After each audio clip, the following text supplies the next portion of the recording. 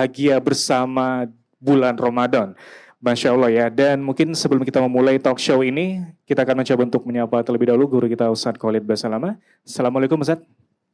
Waalaikumsalam warahmatullahi wabarakatuh. Oke, hayakallah Ustadz, bagaimana kabar antum? Hayakallah, alhamdulillah, baik semuanya. Oke, Masya Allah, alhamdulillah. Jadi mungkin sebelum kita memulai diskusi ataupun talk show ini kita sebut Ustadz, mungkin antum ingin buka ataupun memberi beberapa nasihat ataupun kalimat pembuka untuk teman-teman kita yang sudah hadir di sini. Silakan, tafadhol Ustadz. Assalamualaikum warahmatullahi wabarakatuh. Alhamdulillah, sebagai seorang muslim tidak akan pernah berhenti lisan kita selalu memuji dan memuja Allah. Terlalu banyak nikmat Allah yang melimpah kepada kita dari mulai kita lahir sampai hari ini. Mungkin juga beberapa waktu ke depan sampai ajal kita datang. Dari makanan, minuman, pakaian, oksigen, air, apa saja. Termasuk kehadiran kedua orang tua kita yang merawat kita dari kecil, pendidikan yang sudah kita raih, dan yang tidak kalah penting adalah kemerdekaan yang sudah Allah berikan untuk negara kita tercinta ini, dan perjuangan yang sangat besar dari para pemimpin kita. Termasuk kita ada di stadion ini tentunya juga perjuangan dari para pemimpin kita. Harusnya nikmat-nikmat ini semuanya kita syukuri.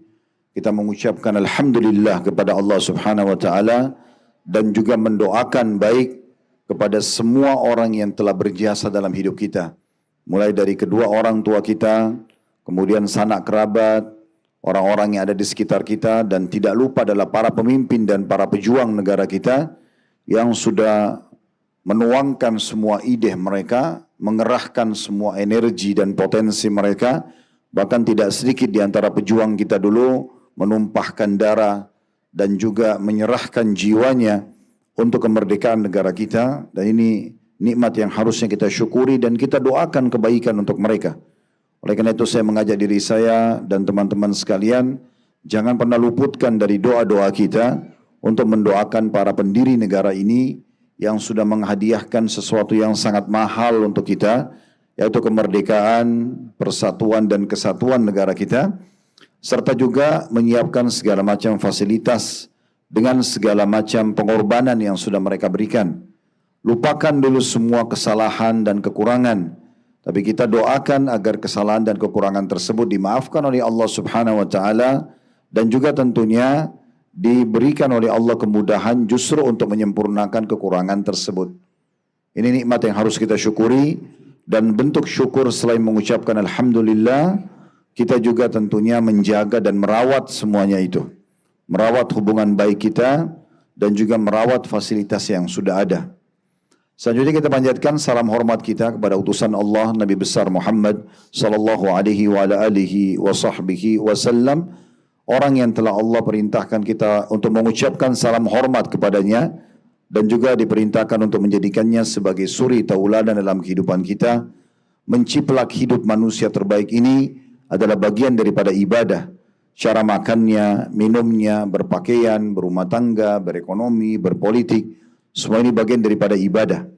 Dan idola nomor satu bagi setiap muslim dan muslimah adalah Nabi besar Muhammad sallallahu alaihi wa ala alihi wa sahbihi wasallam. Saya pribadi memberikan dukungan kepada semua panitia dari JIS yang sudah membuat program ini, dan juga semua jemaah dan peserta yang sudah hadir di sini. Semoga Allah ikhlaskan niat tentunya bersama tim kami juga, dan kami sendiri sebagai orang yang datang menjawab undangan untuk mengisi materi pada sore ini. Semoga Allah menjadikan ini sebagai tambahan amal saleh buat kita semuanya, dan Allah terima seluruh amal saleh yang pernah kita kerjakan, yang sedang kita kerjakan, yang akan kita kerjakan sampai menjelang ajal datang nanti dengan pahala yang sempurna. Semoga juga Allah panjangkan umur kita di atas ketaatan kepadanya, kesempurnaan ilmu, amal saleh, dan jauh dari dosa-dosa dan bertobat dari kesalahan. Dan semoga juga Allah menyatukan kita semua di surga firdausnya kelak tanpa hisab, sebagaimana Allah satukan kita dalam majlis ini. Mungkin juga yang pertama-tama saya ingin sampaikan selain ucapan tadi, saya duduk di sini teman-teman sekalian bukan karena saya lebih tahu daripada Anda. Juga mohon maaf kami duduk di atas sofa ini bukan karena Kami ingin duduk lebih tinggi daripada Anda, terutama para sepuh yang hadir. Tapi memang kena disiapkan seperti ini oleh panitia, maka kami di sini. Dan kita niatnya bukan menggurui, tapi menjalankan firman Allah Subhanahu wa taala, "Wadzakir fa inna dzikra tanfa'ul mu'minin." Saling memberikan peringatanlah, karena peringatan sangat bermanfaat bagi orang-orang beriman. Dan juga bagaimana Nabi SAW mengatakan ad-dinun nasiha. Agama ini isinya semuanya nasihat. Ramadan yang sedang kita ada dan kita berada di puncak pertengahannya adalah ajang pesta bagi setiap orang muslim dan muslimah, mukmin dan mukminah dalam hal ibadah. Kalau ahli maksiat, mereka berpesta dengan judi mereka, dengan khamr mereka, dengan zina mereka, dengan manipulasi, mencuri, membunuh, dan berbagai macam pelanggaran. Maka kita orang-orang beriman berpesta dengan iman dan amal soleh kita. Kita sibuk dari ibadah ke ibadah yang lainnya.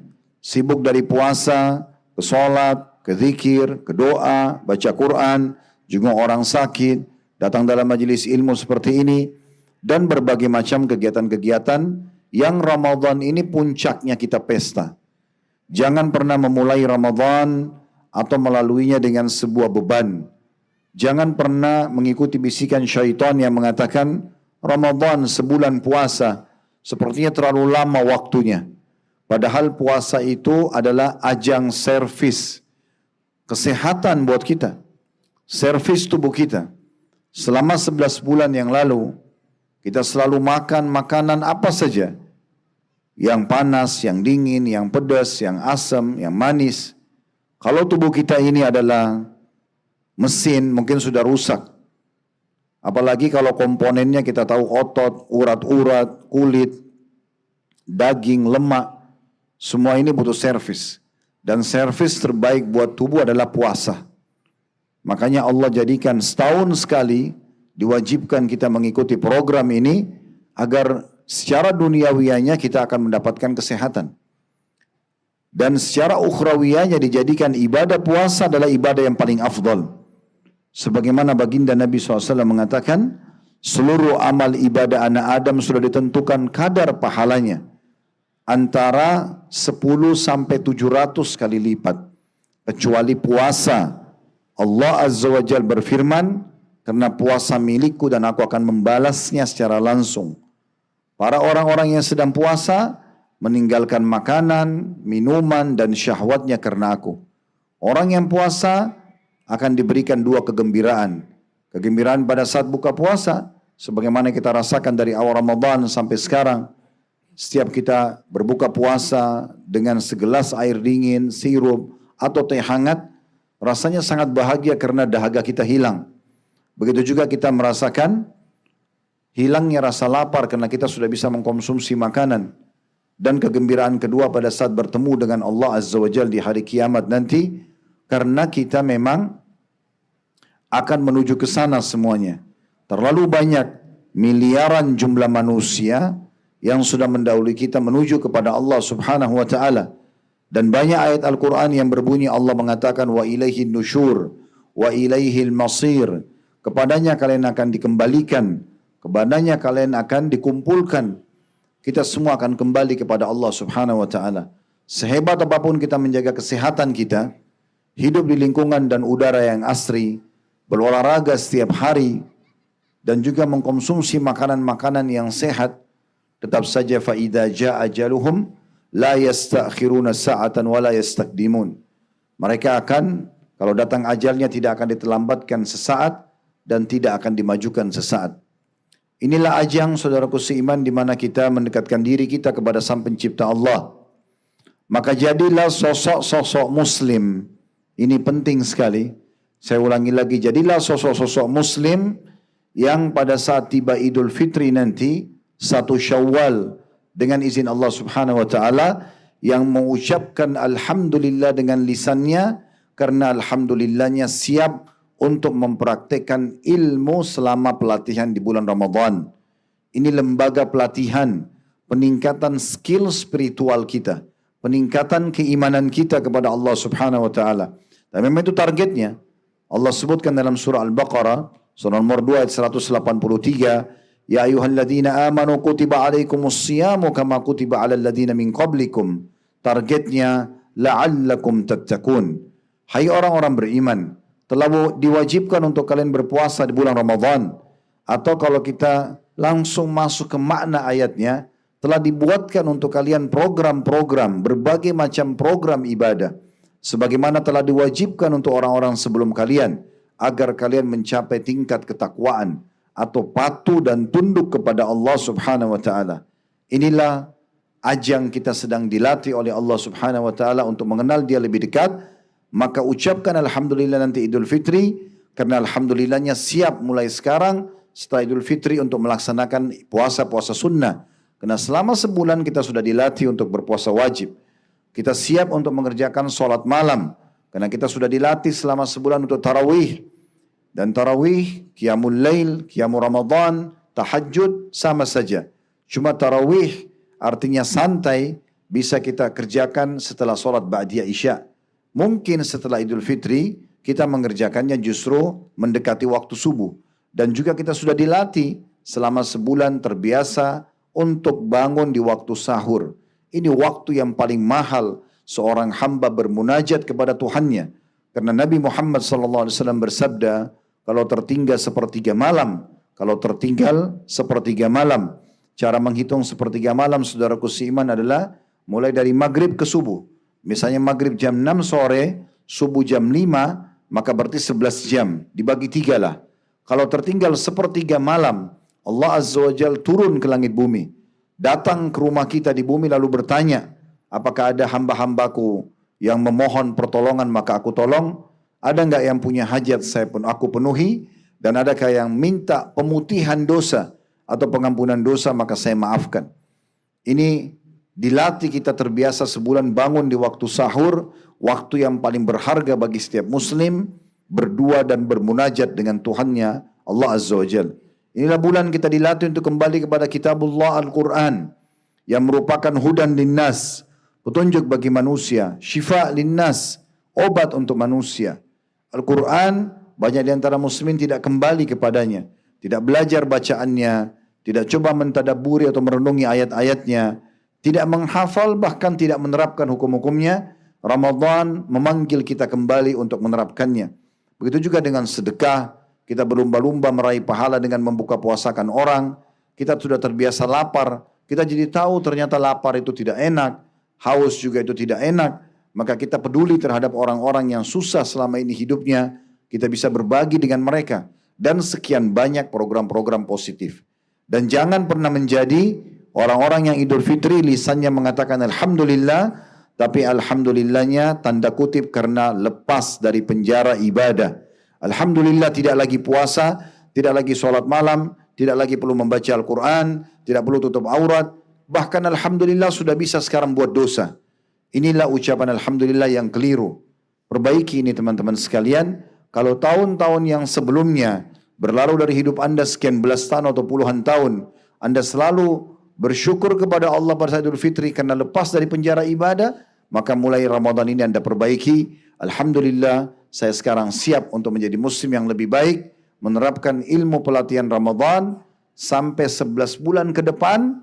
Ramadan akan datang, kita tingkatkan lagi lebih baik daripada Ramadan ini untuk bekal 11 bulan lagi ke depan. Seterusnya begitu sampai pada saat ajal datang nanti, kita akan menghadap kepada Sang Pencipta Allah dalam kondisi iman kita sudah lebih sempurna, ilmu kita juga lebih sempurna, amal soleh kita juga lebih sempurna, serta tobat kita juga lebih sempurna. Maka ini mungkin yang saya ingin sampaikan di pembukaan dalam kajian talk show kita pada kesempatan ini. Selebihnya insya Allah saya akan kembalikan kepada Dian. Fadhal. Oke, syukran jazakallahu khairan atas sambutannya Ustaz. Masya Allah.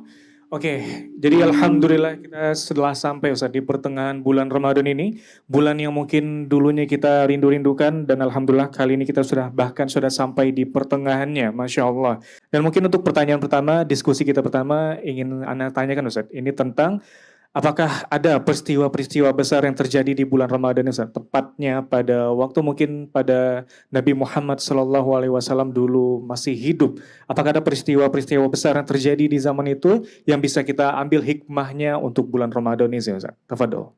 Ya, jadi fase hidupnya Nabi Muhammad SAW dalam mengemban amanah kenabian ini 23 tahun. 13 tahun fase Mekah, dan kita tahu itu penuh perjuangan karena semuanya mayoritasnya waktu berisi dengan kehinaan, penghinaan tepatnya ya. Karena orang-orang yang menolak dakwah Islam pada saat itu dari kafir Quraisy, mereka mengatakan Nabi penyihir, penyamun, pendusta dan segala macam julukan-julukan buruk. Dan puncaknya di tahun ke-13 mereka mengusir Nabi Muhammad SAW dari kampung halamannya kota Mekah. Dan kita tahu betapa ya beratnya jiwa seseorang kalau diusir dari kampung halamannya.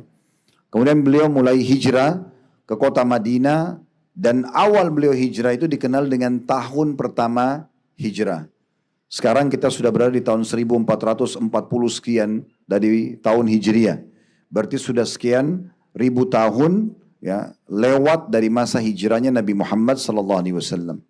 Di fase Mekah 13 tahun pertama, saudaraku seiman, itu belum ada banyak perintah hukum-hukum. Umumnya ayat-ayat Al-Quran yang turun di Mekah yang dikenal dengan ayat-ayat Makkiyah itu berisikan tentang kisah umat-umat sebelum kita. Kisah umat-umat Nabi yang hidup bersama Nabi-Nabi. Kisah Nabi Adam, Nabi Idris, Nabi Shu'aib, Nabi Saleh, Nabi Yusuf, Nabi Daud, Sulaiman, Musa, Isa, Ilyasa, Ayyub, Ilyas dan seterusnya sampai ya Nabi Muhammad alaihi wassalatu wassalam. Juga turun ayat-ayat tentang kematian, tentang surga dan neraka untuk menyadarkan manusia dan teguran juga bagi mereka yang masih kafir kepada Allah Subhanahu wa taala. 10 tahun fase Madinah itu baru banyak hukum-hukum. Walaupun di Mekah sudah ada perintah sholat di tahun 11 dari masa kenabian. Tadi saya bilang 13 tahun di Mekah. Tahun ke-11 ada kejadian Isra Mi'raj dan ada perintah sholat 5 waktu. Namun selain daripada itu seperti jihad, seperti puasa Ramadan, seperti zakat, itu belum ada. Adanya di fase Madinah. Kalau kita kerucutkan ke pertanyaan tadi tentang masalah kejadian besar di bulan Ramadan, itu adalah kejadian awal sekali disyariatkannya puasa Ramadan. Tepatnya di tahun 2 Hijriah. Di tahun 2 Hijriah. Jadi bulan Ramadan sendiri, saudaraku seiman, namanya ini sudah ada dari dulu. Ya. Karena memang bulan-bulan Hijriah, Muharram bulan 1, Safar bulan 2, Rabiul Awal bulan 3, Rabiul Tsani bulan 4, Jumadil Ula bulan 5, Jumadil Tsaniyah bulan 6, Rajab bulan 7, Sya'ban bulan 8, Ramadan bulan ke-9, kemudian Syawal bulan ke-10, Zulqa'dah bulan ke-11 dan Zulhijjah bulan ke-12. Nama-nama ini sudah ada dari awal Allah Subhanahu wa taala ciptakan langit dan bumi. Allah kekalkan dalam surah At-Taubah ayat 36 yang bunyinya inna iddatasy syuhuri 'indallahi 12 syahran fi kitabillah yauma khalaqas samawati wal arda minha arba'atun hurum. Al-ayah. Ini sebenarnya ayatnya masih bersambung tapi kita ambil sampai saksi bahasan ayat. Kata Allah Subhanahu wa taala, sungguhnya jumlah bilangan bulan di sisi Allah itu ada 12 bulan dari semenjak diciptakannya langit dan bumi, di antaranya ada 4 bulan yang dimuliakan dan inilah bulan-bulan Hijriyah. 12 bulan tadi yang sudah kami sebutkan. Jadi nama Ramadan sudah ada dari semenjak penciptakan langit dan bumi. Cuma disyariatkannya puasa bagi kita umat Muhammad SAW itu di tahun 2 Hijriah.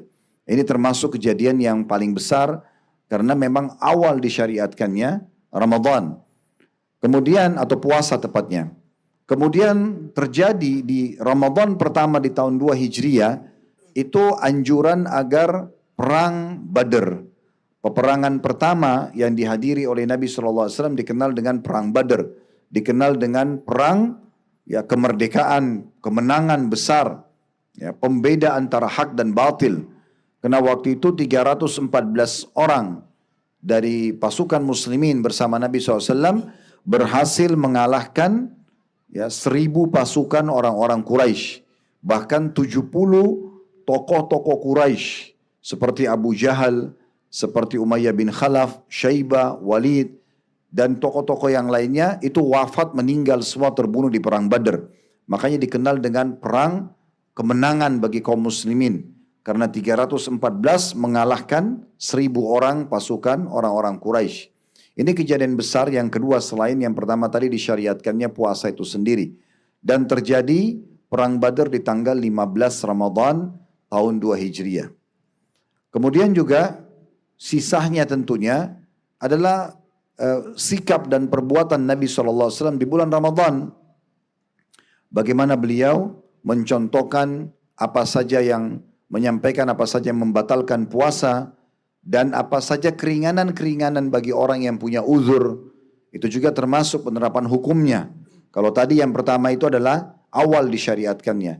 Maka di bulan Ramadan, hampir setiap Ramadan ada saja momentum-momentum di mana Nabi SAW menyampaikan tentang hukum-hukum puasa Ramadan. Seperti membatalkan puasa diantaranya makan, minum, kemudian hubungan biologis antara suami istri walaupun itu halal tentunya. Kalau di luar Ramadan, tapi di siang hari Ramadan dilarang. Ada seorang sahabat datang kepada Nabi SAW di tengah hari Ramadan dan mengatakan, "Ya Rasulullah, saya baru saja menggauli istri saya di siang hari Ramadan." Maka Nabi SAW jelaskan hukum pada saat itu. Apakah kamu punya budak yang bisa kamu bebaskan sebagai kafara atau dendahnya selain tobat kepada Allah dan nanti membayar puasa itu?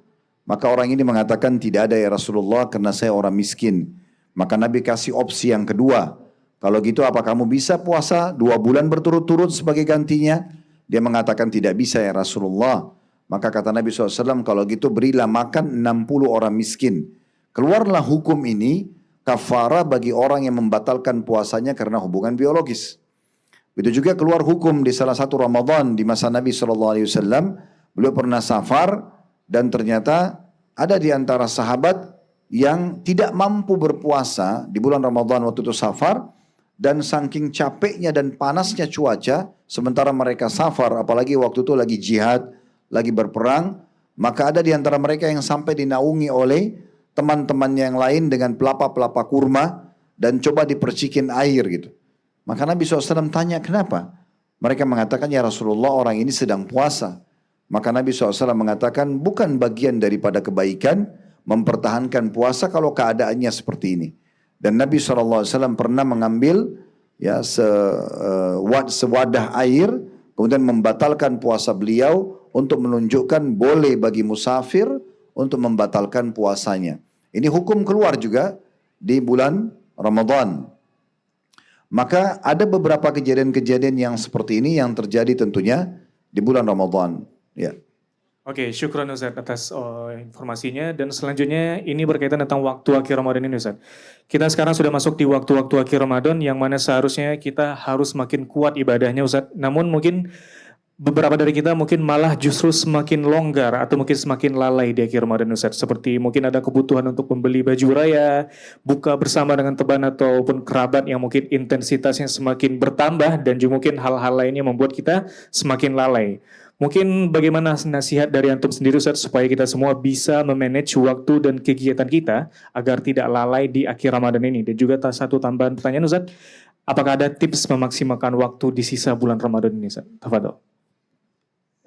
Jadi memang ada hadis, saya mulai dari sini dulu ya. Kata Nabi Muhammad SAW, Bapak Ibu sekalian, telah datang Ramadan kepada kalian, bulan di mana Allah Azza wa Jal melihat persaingan kalian dalam ibadah kalian.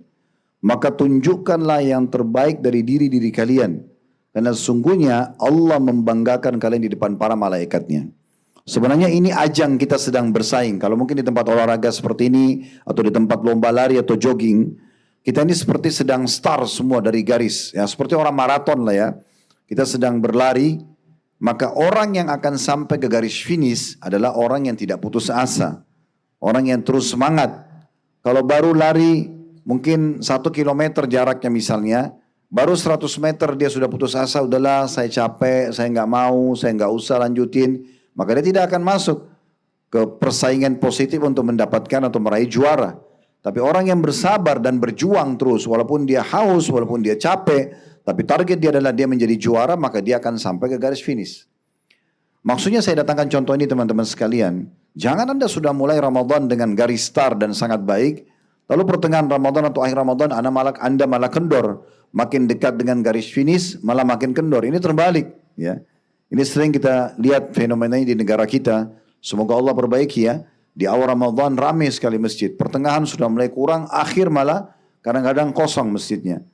Kenapa? Karena tadi mungkin ada kesibukan dengan beberapa kegiatan. Tapi kesibukan tadi yang disebutkan perlu saya rincikan ya. Kalau masalah sibuk karena buka puasa bersama kerabat, bersama teman-teman tidak ada masalah. Karena itu masih aktivitas Ramadan memang. Buka puasa bersama, menjawab undangan muslim itu kegiatan baik. Tetapi kalau membeli baju lebaran, ini saran saya, lebih baik dibeli dari sekarang. Ya. Atau mungkin beli dari sebelum Ramadan. Cuma ini kan kita sudah terlanjur masuk tengah Ramadan. Jadi kalau mau cari model masih banyak, pilihannya masih banyak. Kalau mau jahit, tukang jahitnya juga mungkin masih lowong gitu ya. Tapi kalau makin dekat dengan Idul Fitri, makin repot. Dan uniknya kita akan tersibukkan nanti dari 10 terakhir Ramadan yang kita tahu itu adalah malam-malam termahal dari bulan Ramadan.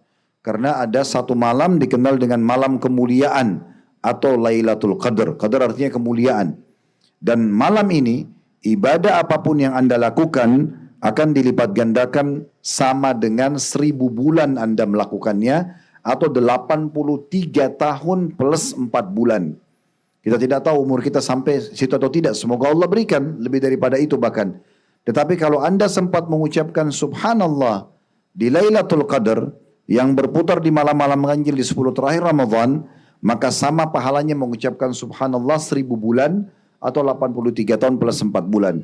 Dan ini terjadi pada semua ibadah. Anda baca satu ayat Al-Quran, Anda sedekah 1000 rupiah, Anda membuka puasakan orang, Anda jenguk orang sakit, Anda bakti sama orang tua, hadir majelis ilmu, semuanya luar biasa.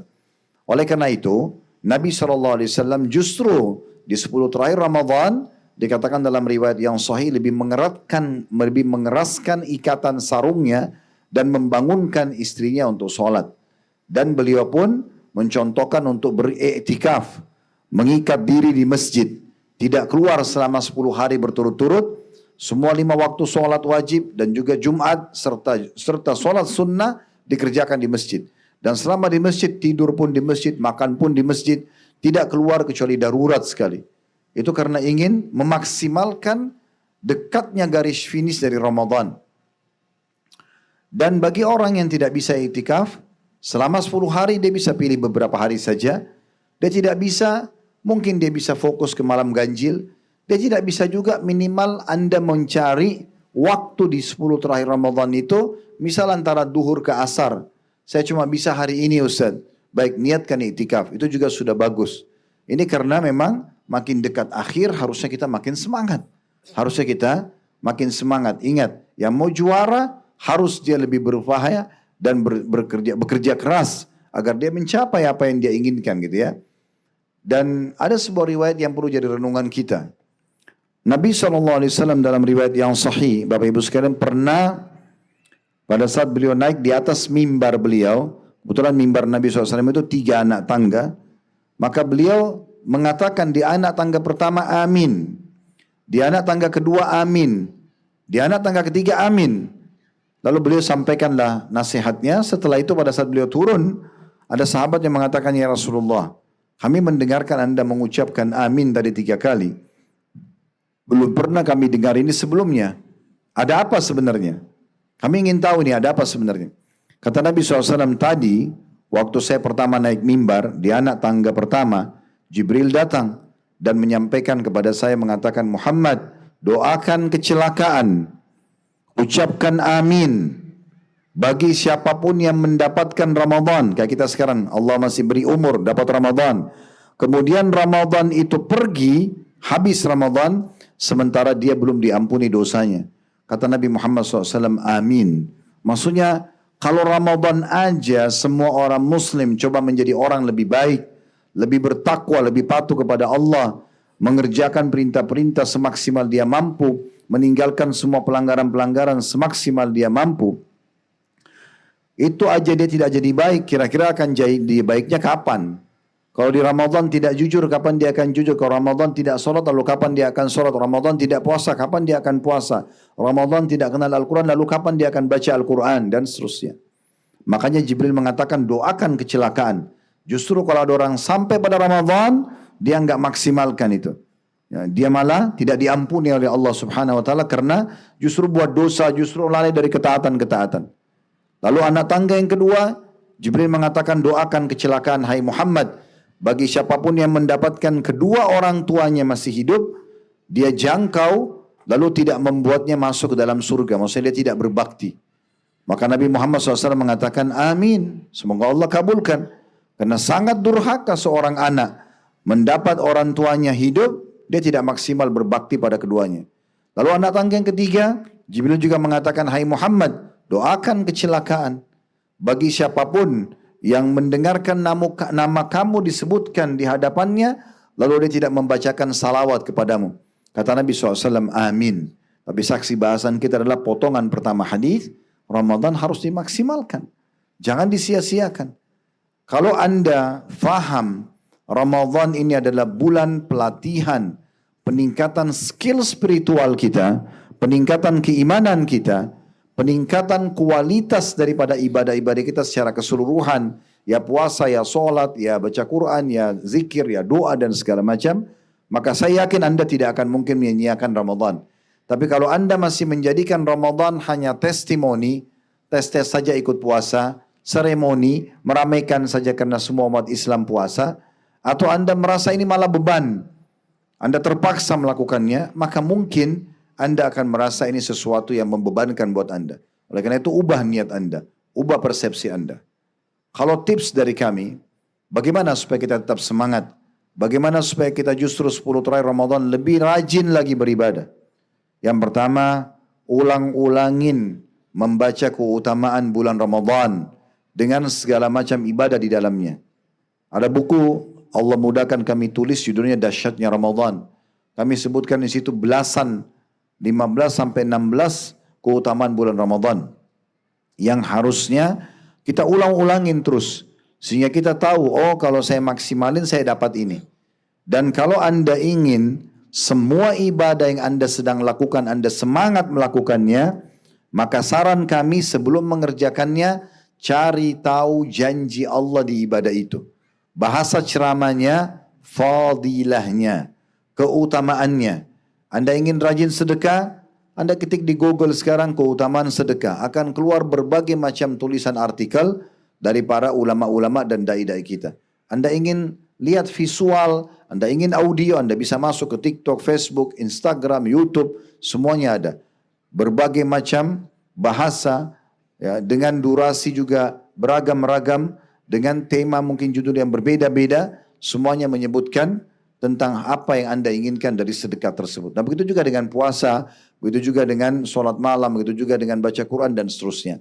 Maka ini tips yang pertama. Artinya Anda coba membaca keutamaan Ramadan. Dan coba membaca juga tentang masalah keutamaan iktikaf, keutamaan Lailatul Qadar, ya, keutamaan baca Quran. Supaya Anda terus termotivasi, karena Anda tahu Anda akan dapat apa pada saat mengerjakan ibadah tersebut. Garis bawahi poin penting, tidak ada satupun dalam Islam ibadah wajib atau sunnah kecuali pasti ada janji positifnya. Pasti. Tidak ada yang tidak ada janjinya. Pasti ada janji positif. Artinya Anda akan dapat balasannya. Allah mengatakan wa may ya'mal mithqala dzarratin khairan yara. Siapa yang berbuat seperti biji sawi dari kebaikan, dia akan lihat dan akan menerima balasannya. Jadi ini tips yang pertama. Tips yang kedua, teman-teman sekalian, dalam ibadah, ini kalau tips dari saya, karena saya sendiri terapkan itu. Paksakan. Paksakan dalam ibadah. Anda kalau tidak paksa puasa sekarang, Anda tidak bisa puasa. Tapi kan Anda punya tekad, Anda paksakan, enggak, saya harus puasa. Tahan sampai azan maghrib. Bisa. Anda kalau tidak paksakan sholat tarawih, Anda tidak akan sholat malam. Anda kalau tidak mulai sekarang, detik ini, kalau 15 hari, 14 hari yang lalu Ramadan, Anda mungkin belum membaca Al-Quran, bahkan belum satu ayat pun Anda baca. Pada Ramadan ajang untuk mengkhatam Al-Quran. Imam Syafi'i mengkhatamnya sehari 2 kali. Para ulama salaf meninggalkan aktivitas lainnya dan kembali kepada Al-Quran di bulan Ramadan. Maka Anda baca tentang keutamaan Ramadan dan Anda paksakan untuk mulai membaca. Selesai bubar pengajian ini, buka aplikasi Al-Quran, jangan tutup kecuali Anda sudah baca 5, 10 ayat, 20 ayat, satu surah.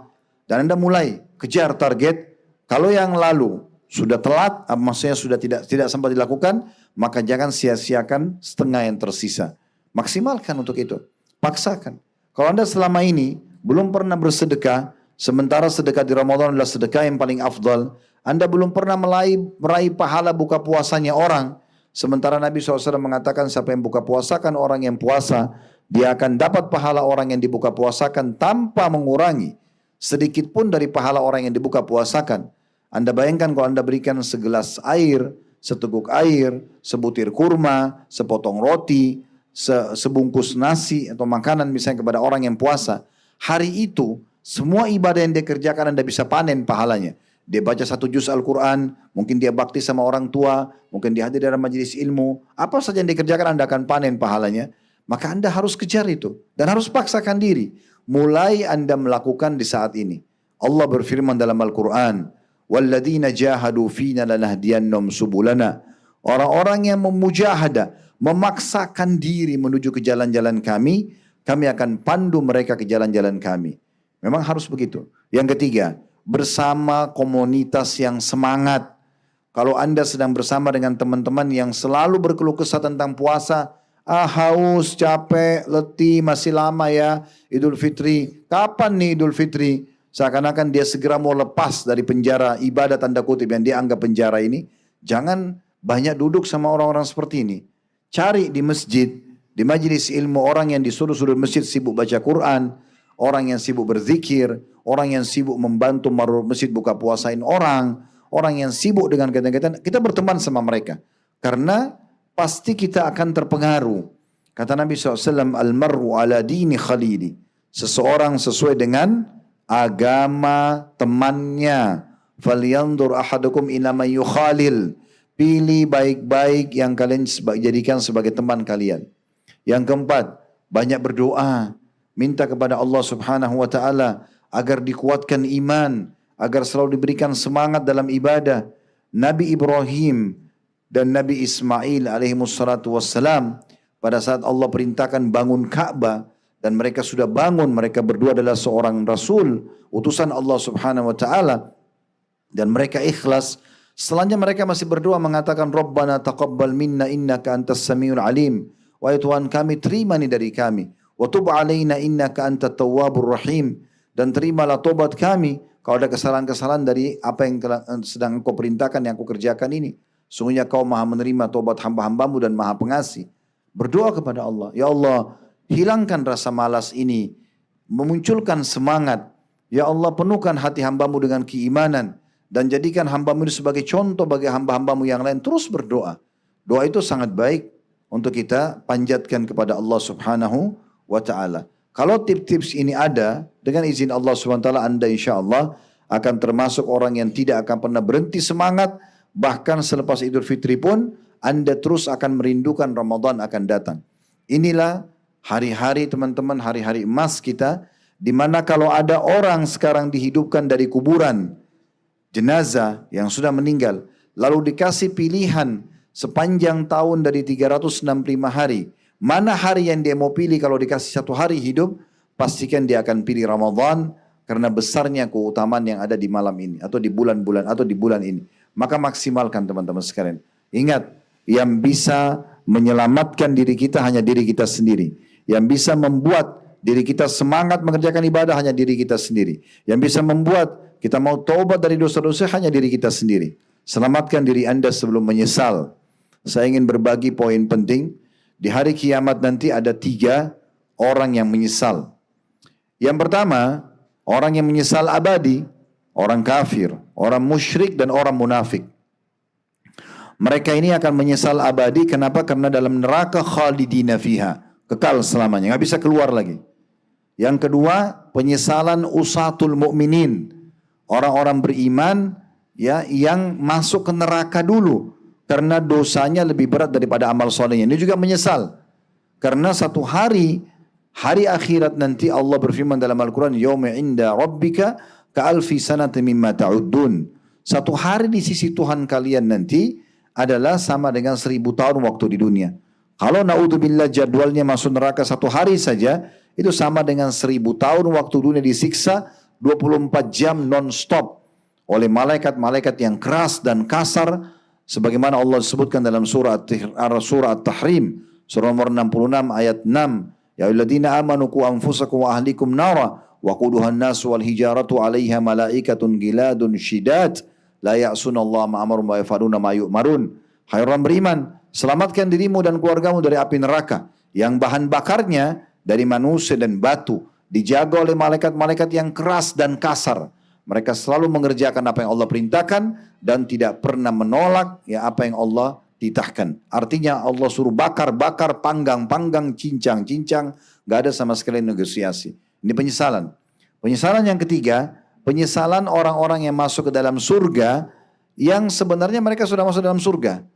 Tetapi kalau mereka maksimalkan waktunya di dunia waktu dia hidup dan tidak mungkin kita kembali lagi ke dunia setelah kita meninggal dunia nanti, kalau mereka maksimalkan, mereka akan mendapatkan level di surga lebih baik daripada level yang dia dapatkan sekarang. Kalau misal kita gambarkan klaster ya, seperti kalau komplek perumahan itu klaster. Ada klaster A, B, C, D sampai Z. Misal, dan kini kita taruh di surga, misal ada klaster ini, makin pindah dari A biasa, B lebih bagus, C lebih bagus lagi, Z itu paling perfect, yang paling sempurna. Maka kalau misalnya kita masuk ke D, karena amal-amal kita terbatas, kita masuk ke surga di cluster D, kita nggak bisa lagi di surga pindah ke E atau F, apalagi ke Z. Yang bisa memindahkan kita justru amal kita selama di dunia. Ini akan jadi penyesalan juga. Oh dulu kalau saya puasa Senin Kamis, oh dulu kalau saya sholat duha, oh dulu kalau saya zikir pagi petang, oh dulu kalau saya hafal Quran, oh dulu kalau saya bersedekah, oh dulu kalau saya bakti sama orang tua saya akan di situ tuh. Dia cuma bisa lihat seperti bintang-bintang gemerlapan di langit sana. Makanya Nabi Muhammad SAW pernah satu waktu jalan di malam hari bersama dengan para sahabat beliau. Dan waktu itu langit lagi gemerlapan bintang-bintang. Maka beliau mengatakan, sungguh nanti demi zat yang jiwaku dalam genggamai, maksudnya demi Allah. Ya. Sesungguhnya kalian nanti di istana kalian di surga akan melihat istana-istana sebagaimana kalian lihat bintang-bintang itu. Jaraknya jauh sekali dan kita tidak bisa tahu bagaimana fasilitasnya di sana. Tapi yang jelas dia lebih luks. Maka para sahabat mengatakan, ya Rasulullah, apakah istana-istana yang jaraknya seperti bintang-bintang antara kami dengan itu? Itu istananya para nabi-nabi? Kata Nabi Muhammad SAW, bukan. Orang-orang soleh dari umatku. Ada persaingan di antara mereka selama di dunia. Mau terus beramal soleh maka dia akan dapat derajat itu. Maka jangan tunggu ini terjadi, baru kita nyesal karena nggak bisa kita perbaikin. 1 detik yang lalu saja tidak bisa kita kembali, tidak bisa kita perbaikin. Oleh karena itu, maksimalkan dan selamatkan diri Anda. Ya. Oke, syukuran Ustaz. Mungkin sedikit satu pertanyaan lagi terkait 10 malam terakhir tadi Ustaz. Apakah ada doa yang bisa kita amalkan selama mungkin 10 malam terakhir ini yang mungkin bisa kita amalkan setiap hari yang mungkin sangat luar biasa itu sekali itu doanya, mungkin ada artinya sendiri dari antum gimana? Silakan. Kalau 10 malam berturut-turut itu saya tidak temukan lafaz khusus. Tapi kalau di malam-malam ganjil yang diharapkan nanti adalah malam Lailatul Qadar. Itu Aisyah pernah bertanya, ya Rasulullah, andai saja saya mendapatkan Lailatul Qadar, maksudnya pas malam ganjil, apa yang saya ucapkan? Kata Nabi SAW, ucapkan, Allahumma innaka afuun tuhibbul afwa fa'fu anni. Ya Allah, sungguhnya kau zat yang suka sekali memaafkan kesalahan hamba-hambamu, ya, maka maafkanlah kesalahan-kesalahanku. Nah ini yang kita ulang-ulangi. Tapi saran kami tentunya, jangan tunggu 10 terakhir Ramadan, dari sekarang, di tempat ini pun Anda bisa berdoa. Mulai berdoa minta kepada Allah Subhanahu wa taala agar dimudahkan, agar selalu berada di zona aman keimanan dan amal soleh. Selalu dalam hati ini cinta, selalu ingin beribadah dan iman kepada Allah Subhanahu wa taala. Itu kita berdoa. Di antaranya doa yang diajarkan Nabi SAW, Allahumma habbib ilainal iman. Ya Allah, cintakanlah iman itu dalam hati kami. Wa zayyinhu fi qulubina, dan hiasi di dalam hati kami. Wa karrih ilainal kufra, dan buatlah kami benci kepada kekufuran, wal fusuqa, dan dosa-dosa pelanggaran kriminal, wal isyan, dan pembangkangan, waj'alna minar rasyidin, dan jadikan kami termasuk orang-orang yang mendapatkan petunjuk. Nah ini boleh kita baca, gitu kan? Kita minta kepada Allah Subhanahu wa taala. Saya ingin berbagi sedikit dalam masalah doa. Bagaimana kita, teman-teman sekalian, mengimbangi pahala-pahala orang yang mendahului kita. Sebagai contoh ada yang mungkin dulu dari masa Bung Karno rahimahullah, dan beberapa mungkin yang terlibat dari orang-orang negara kita tercinta ini membangun Istiqlal misalnya. Sekarang kalau Anda lewat di Istiqlal dan Anda cuma mengatakan, oh itu Istiqlal simbolnya Jakarta atau simbolnya Indonesia. Kira-kira manfaatnya apa? Buat kita dan buat yang membangun? Tidak ada. Nggak ada manfaatnya buat kita, tidak ada manfaatnya buat yang bangun. Bagaimana bisa supaya bermanfaat Istiqlal lebih maksimal? Selain Anda sholat di sana, Anda berdoa kepada Allah Subhanahu wa taala. Anda bilang, ya Allah, sebagaimana Engkau tidak membuatku hidup di masa itu dan tidak terlibat dalam pembangunan masjid ini, maka kalau Engkau memberikan aku peluang yang sama dengan pendirinya, aku akan buat yang sama. Niat berdoa sama Allah seperti itu. Maka Anda bisa mendapat pahala pembangunan Istiqlal itu. Ustaz ngomong ini ada dalilnya enggak? Ada. Hadis Nabi SAW. Manusia 4 tingkatan. Kata Nabi SAW dalam hadis sahih. Yang pertama yang paling baik. Ini Nabi SAW memuji sambil mengatakan bi afdhalil manazil. Orang yang paling bagus derajatnya, tingkatannya di sisi Allah. Yang Allah karuniai ilmu dan harta. Faham agama dan kaya raya. Dan dia menghabiskan keduanya di jalan Allah. Uangnya dipakai bangun masjid, rumah anak yatim, pesantren, bakti orang tua, nafkahi keluarga, bantu orang susah dan seterusnya. Ilmunya diajarkan. Dia praktik dan dia ajarkan. Ini orang yang paling afdal. Makanya Bapak Ibu jadikan dalam doanya, ya Allah karuniakanlah aku ilmu dan harta dan mudahkan aku untuk menghabiskan kedua di jalanmu. Ini termasuk kedudukan yang paling tinggi.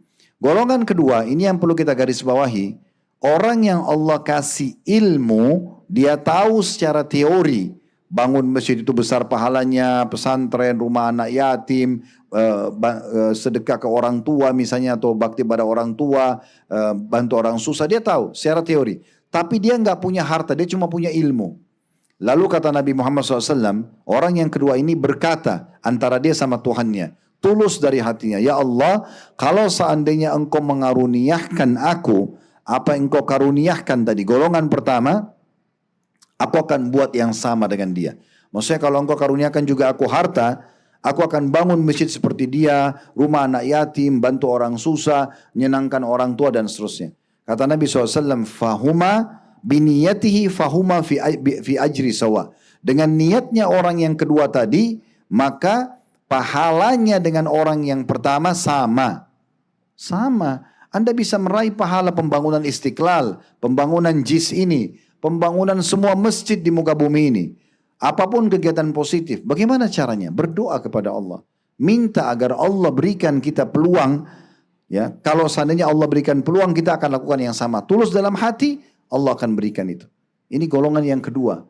Jadi kita bisa menunggangi, manfaatkan hadis ini, maksimalkan agar kita meraih pahala tempat-tempat yang kita lihat. Siapapun itu kita lihat ada orang pergi haji dan umrah, kita belum pergi haji dan umrah, kita berdoa, ya Allah, kalau Engkau berikan peluang aku seperti dia, aku akan buat yang sama. Sama pahalanya. Kan begitu. Seterusnya semua amal-amal saleh. Dan hati-hati dari dua golongan yang sisa ya. Golongan ketiga adalah orang yang Allah kasih harta tapi nggak punya ilmu. Dia nggak mau tahu mana halal dan mana haram, atau bahkan dia tidak tahu. Sehingga dia bangun diskotik, bar, karaoke, segala macam lah, buat dosa. Ya, dan ini kata Nabi SAW, bi akhbathil manazil, orang yang paling buruk kedudukannya. Golongan keempat lebih buruk lagi dari itu. Enggak dikasih ilmu, enggak punya harta, sudah miskin, bodoh. Tapi dia bukan lihat golongan kedua sama golongan pertama, dia lihat golongan ketiga yang bangun diskotik, yang judi, yang zina dengan hartanya karena enggak punya ilmu agama. Lalu dia bilang, kalau saya punya harta saya akan buat seperti orang ini. Maka kata Nabi SAW, fahuma fi wazri sawa. Maka dua orang ini sama-sama dosanya. Dia nggak bangun diskotik tapi dapat dosa diskotik. Karena dia mau kalau punya uang bangun diskotik. Coba dia bilang kalau saya punya uang saya bangun masjid itu, dia akan dapat pahala masjid. Nah ini poin penting. Ya. Oke, itu syukuran Ustaz. Selanjutnya kita beranjak ke soal tentang keluarga Ustaz. Bagaimana bulan Ramadan tersebut merupakan momentum membentuk keluarga yang soleh dan juga solehah. Yang mana hampir dipastikan hampir semua anggota keluarga pada bulan Ramadan itu menyiapkan perbukaan seperti bersiap-siap untuk sholat tarawih, mempersiapkan sahur, semuanya adalah bentuk-bentuk kebaikan yang berjalan dengan baik. Dan semua anggota keluarga biasanya terlibat dalam hal tersebut Ustaz. Artinya ini juga bisa dipastikan merupakan momen terbaik bagi semua orang untuk membangun keharmonisan dan merupakan training sendiri dalam membentuk ketaatan kepada Allah.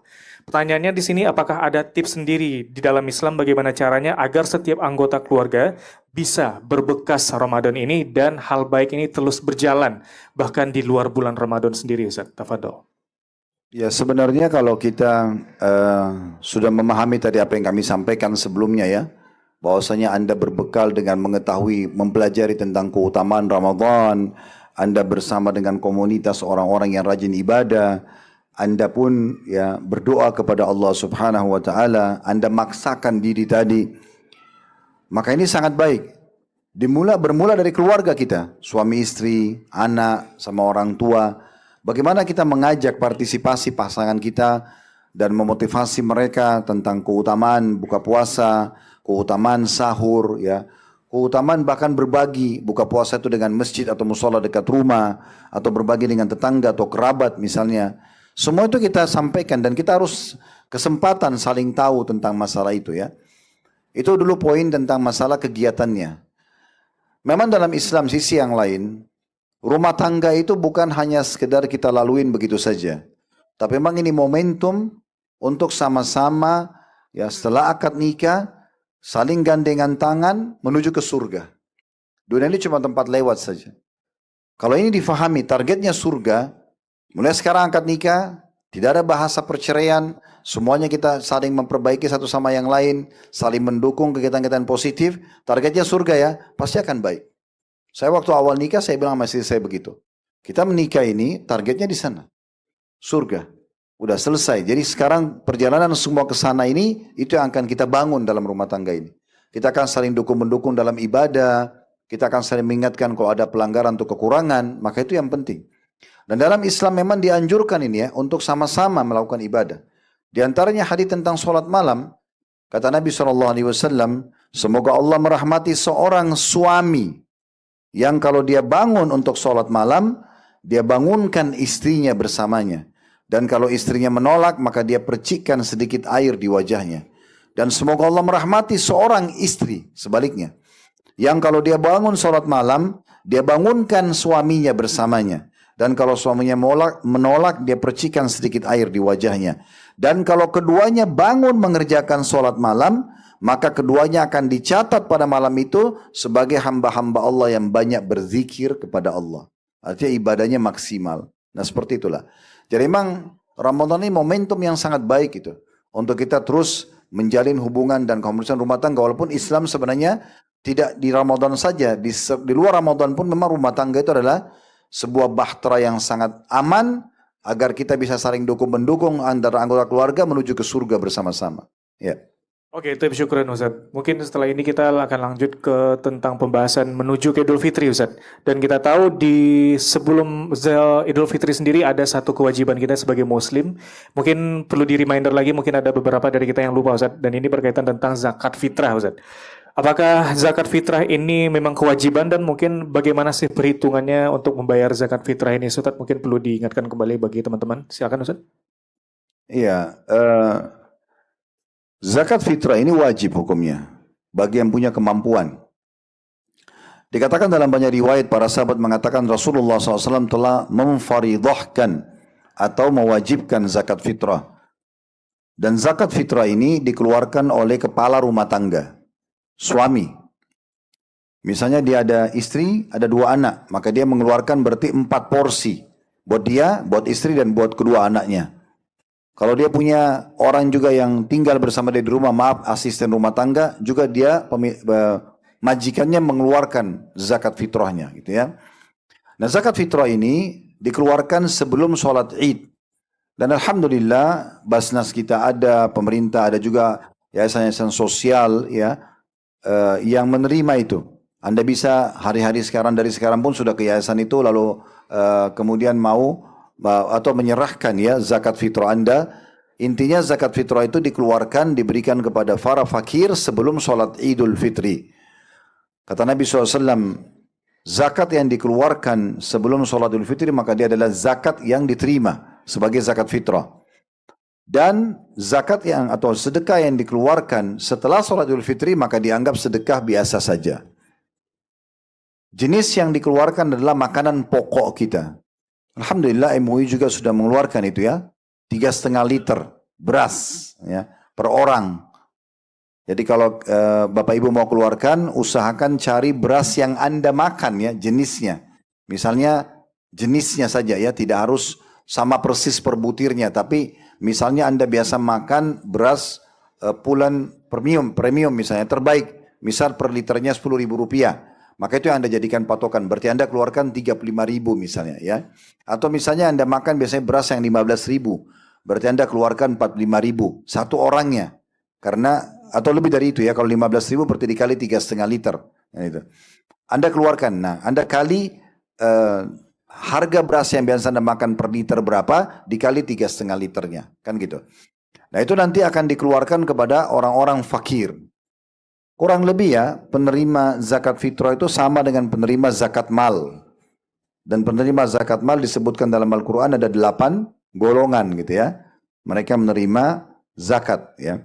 Yaitu orang-orang fakir, orang miskin, para mu'allaf, orang yang terlilit utang, orang yang terputus jalan, orang yang berjihad di jalan Allah, ya kemudian amil zakat itu sendiri. Nah ini semua penerima-penerima zakat itu ya, seperti itulah.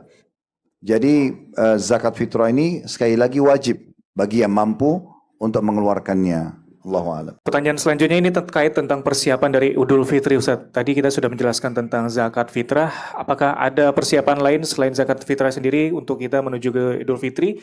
Dan mana kita juga mengetahui, pernah mendengar mungkin Idul Fitri ini merupakan hari kemenangan bagi umat Islam. Sebenarnya apa makna kemenangan ini sendiri bagi seorang Muslim sebenarnya, Ustaz? Tafadhol, Ustaz.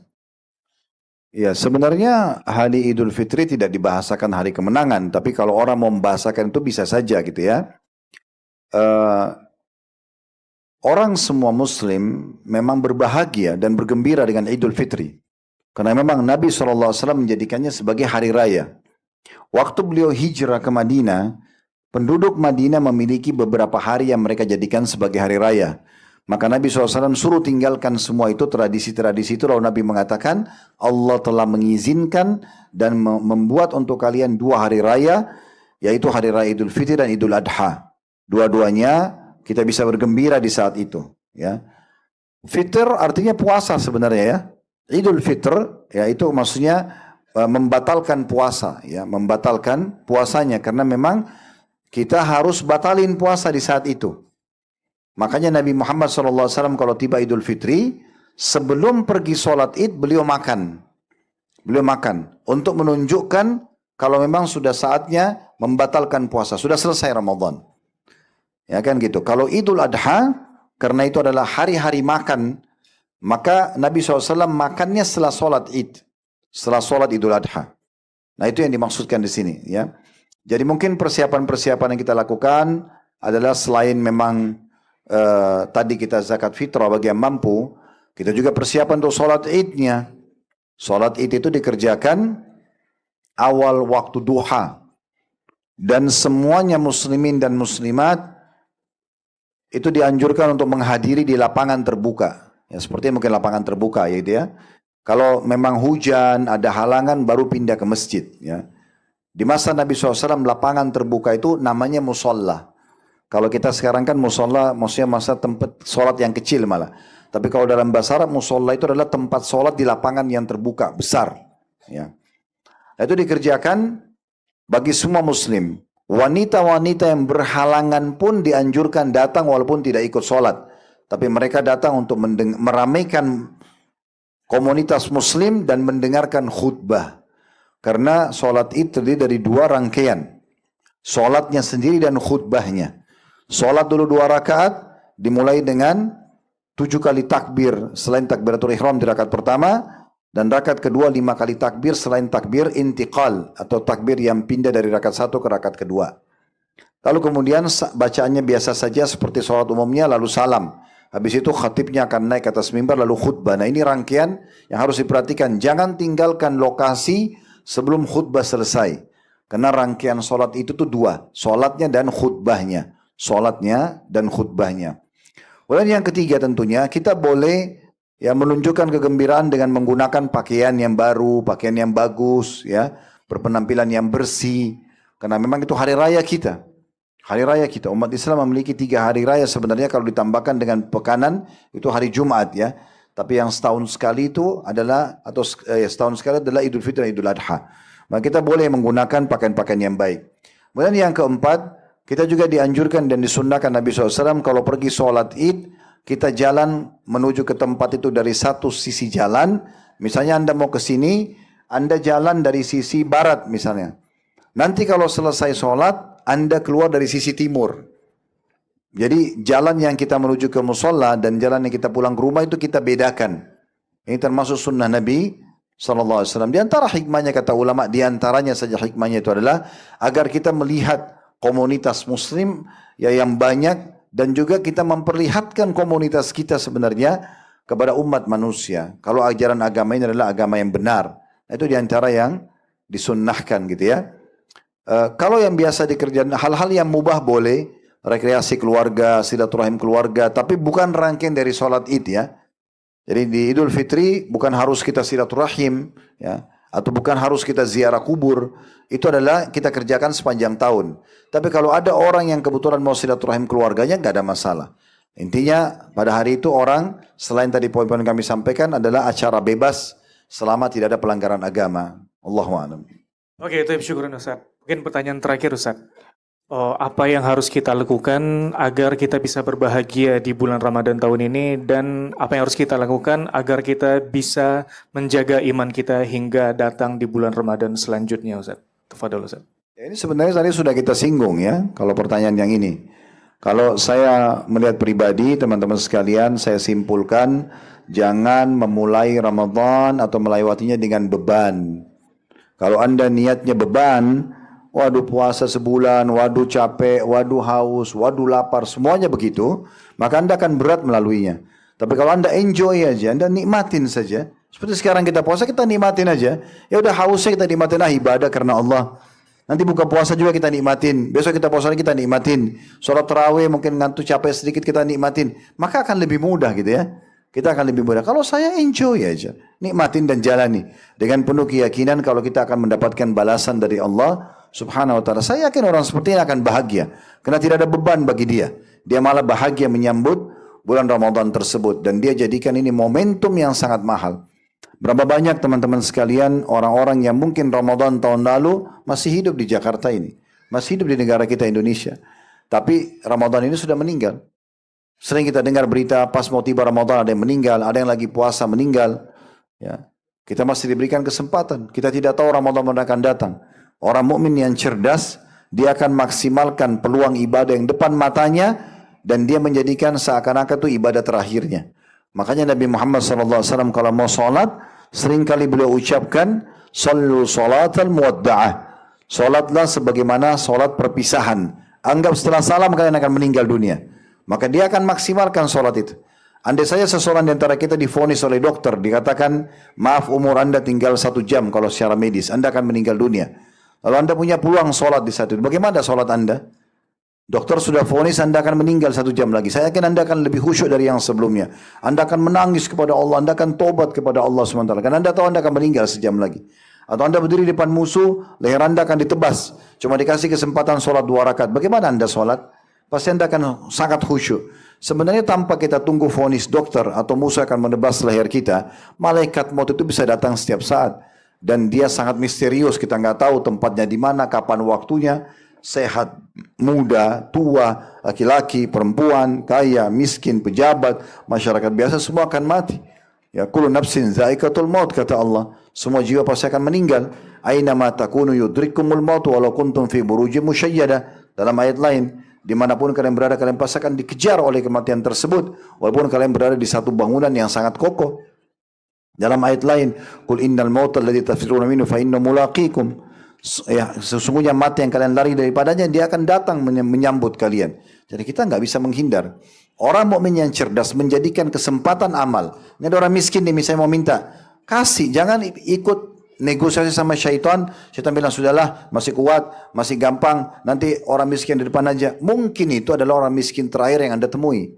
Segera. Mungkin malam ini tarawih terakhir, mungkin hari ini puasa terakhir, mungkin ini Al-Quran yang sedang kita buka adalah Al-Quran terakhir yang kita baca. Harusnya begitu. Jadi kita selalu memaksimalkan ibadah dan waktu yang ada. Ingat, dalam sebuah hadis yang sahih dikatakan, tidak akan beranjak kaki seorang hamba pada hari kiamat sampai ditanya 4 perkara. Umurnya di mana dia habiskan, masa mudanya di mana dia gunakan, ilmunya, apakah dia sudah mengamalkannya, dan hartanya dari mana dia dapatkan dan kemana dia akan keluarkan. Jangan nanti penyesalan datang di akhirat, baru kemudian kita mau memperbaikinya. Itu tidak bisa. Jadi mulai sekarang, mumpung di hari ini, Allah mudahkan telinga Anda dan saya mendengarkan apa yang kami sampaikan. Saya tidak pernah susun kata-kata ini. Allah subhanahu wa ta'ala mudahkan mengalir begitu saja. Saya juga tidak bisa memaksakan masuk di hati Anda semuanya. Tapi kalau Allah masukkan ke hati Anda dan tersentuh, orang yang cerdas mengambilnya tanpa melihat siapa yang berbicara, lalu mempraktekkan dalam hidupnya. Selamatkan diri Anda, karena tidak ada yang bisa selamatkan kecuali diri Anda sendiri. Orang yang cerdas, orang yang selalu berfikir, ini semua akan berakhir dan akan menuju kepada akhirat. Kata Nabi SAW, Al-Qayyisu man dana nafsahu wa amila lima ba'dal maut. Orang yang cerdas, orang yang selalu punya persiapan dirinya dan untuk persiapan diri dan tahu dia akan menuju kepada kematian. Wal ajiz, dan orang yang bodoh adalah orang yang tamanni walam ya'mal bi syai'. Dia berharap, berangan-angan, Allah Maha Pengampun, besok aja dia sholatnya, nanti aja tarawihnya, nanti aja baca Qur'annya, nanti aja dia jenguk orang sakitnya, orang tua saya masih muda, nanti aja baktinya. Maka orang seperti ini adalah orang yang bodoh, karena dia pikir masih banyak waktunya, padahal sebenarnya belum tentu waktunya cukup buat dia membalas kebaikan-kebaikan ataupun melakukan kebaikan-kebaikan. Ini kurang lebih gambarannya. Oke, Taib, syukur Ustaz.